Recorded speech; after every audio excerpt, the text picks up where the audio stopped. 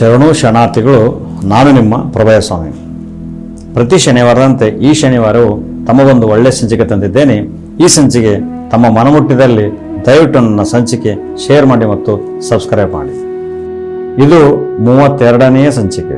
ಈ ಪವಿತ್ರ ಭಾರತದಲ್ಲಿ ಹಿಂದೂಗಳಿದ್ದಾರೆ, ಮುಸ್ಲಿಂ ಇದ್ದಾರೆ, ಕ್ರೈಸ್ತರಿದ್ದಾರೆ, ಬೌದ್ಧರಿದ್ದಾರೆ, ಬ್ರಾಹ್ಮಣರು ಇದ್ದಾರೆ, ಲಿಂಗಾಯತರು ಇದ್ದಾರೆ, ಒಕ್ಕಲಿಗರು ಇದ್ದಾರೆ, ಅಸ್ಪೃಶ್ಯರು ಇದ್ದಾರೆ. ಆದರೆ ನಾನು ಹುಡುಕುತ್ತಿರುವುದು ಮನುಷ್ಯರನ್ನು. ದಯಮಾಡಿ ಅವರೆಲ್ಲಿದ್ದಾರೆ ಹೇಳಿಬಿಡಿ. ಈ ದೇಶದ ಉದ್ದಗಲಕ್ಕೂ ಅಸಂಖ್ಯಾತ ಗುಡಿಗಳಿದ್ದಾವೆ, ಮಸೀದಿಗಳು ಇದ್ದಾವೆ, ಮಠಗಳು ಇದ್ದಾವೆ, ಚರ್ಚ್ಗಳು ಇದ್ದಾವೆ. ಆದರೆ ನಾನು ಹುಡುಕುತ್ತಿರುವುದು ಅವುಗಳ ಒಳಗಿನ ಇರಬೇಕಾದ ದೇವರನ್ನು. ದಯಮಾಡಿ ಹೇಳಿ, ಎಲ್ಲಿದ್ದಾನೆ ಆ ದೇವರು?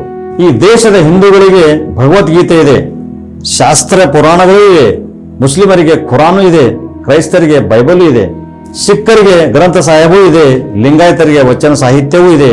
ಆದರೆ ನಾನು ಹುಡುಕುತ್ತಿರುವುದು ನಿಜವಾದ ಮಾನವತೆಯೇ. ದಯಮಾಡಿ ಈ ಮಾನವತೆ ಎಲ್ಲಿದೆ ಹೇಳಿ. ಚರ್ಮದ ಮೇಲಿನ ಬಿಳಿಯ ಬಣ್ಣ ನಿಜವಾದ ಸೌಂದರ್ಯವಲ್ಲ. ಎದೆಯೊಳಗಿನ ಪ್ರೀತಿ, ಕರುಣೆ, ಮಾನವೀಯತೆ ನಿಜವಾದ ಸೌಂದರ್ಯ. ರೂಪಾಯಿ ಆಗಲಿ ರೂಪ ಆಗಲಿ ತುಂಬ ಜನ ಇರೋದಿಲ್ಲರಿ. ಮನುಷ್ಯನ ಒಳ್ಳೆತನ ಮಾತ್ರ ಶಾಶ್ವತ. ಯಾವಾಗಲೂ ಅವಕಾಶ ಸಿಕ್ಕಿದ ತಕ್ಷಣ ಒಳ್ಳೆಯದನ್ನು ಉಪಯೋಗಿಸಿಕೊಂಡರೆ ಅದು ನಿಮಗೆ ಉನ್ನತಿ ಆಗುತ್ತದೆ. ಅವಕಾಶ ಸಿಕ್ಕಿದ ತಕ್ಷಣ ಕೆಟ್ಟದ್ದನ್ನು ಉಪಯೋಗಿಸಿಕೊಂಡರೆ ಅದೇ ನಿನ್ನ ಅವನತಿ. ಇದು ಎಚ್ಚರ. ಸಂಬಂಧಗಳು ನಾಲಿಗೆಗಿಂತ ಹೃದಯವನ್ನು ಇಷ್ಟಪಡುತ್ತವೆ. ಉದ್ದುದ್ದ ಮಾತುಗಳು ಬದಲಾಗಿ ಹೃದಯಕ್ಕೆ ಹತ್ತಿರವಾಗಲು ಮೆದುವಾಗಿ ನಡವಳಿಕೆ ನಮ್ಮದಾಗಲಿ. ಇವೇ ನಮ್ಮ ಸಂಬಂಧಗಳನ್ನು ಕಾಯುತ್ತವೆ.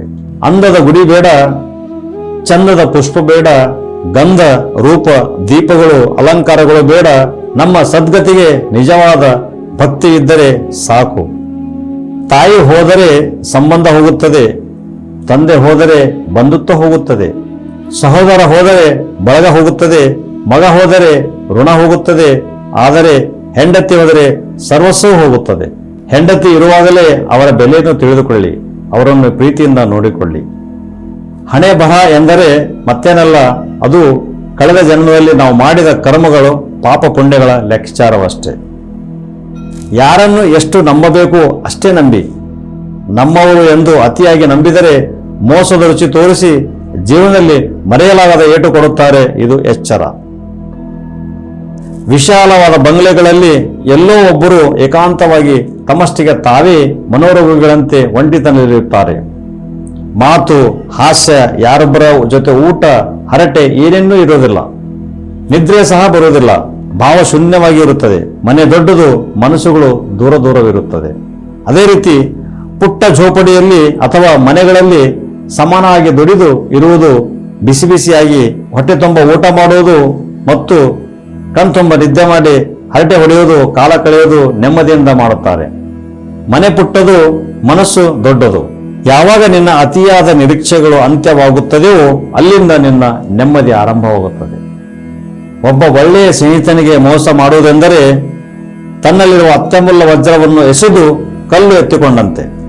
ನೀರಿಗಿಂತ ತಿಳಿಯಾದದ್ದು ಜ್ಞಾನ, ಭೂಮಿಗಿಂತ ಭಾರವಾದದ್ದು ಪಾಪ, ಕಾಡಿಗೆಗಿಂತ ಕಪ್ಪಾಗಿರುವುದು ಕಳಂಕ, ಸೂರ್ಯನಿಗಿಂತ ಪ್ರಖರವಾದದ್ದು ಕೋಪ, ಗಾಳಿಗಿಂತ ವೇಗವಾದದ್ದು ಮನಸ್ಸು, ಮಂಜಿಗಿಂತ ಹಗುರವಾದದ್ದು ಪುಣ್ಯ.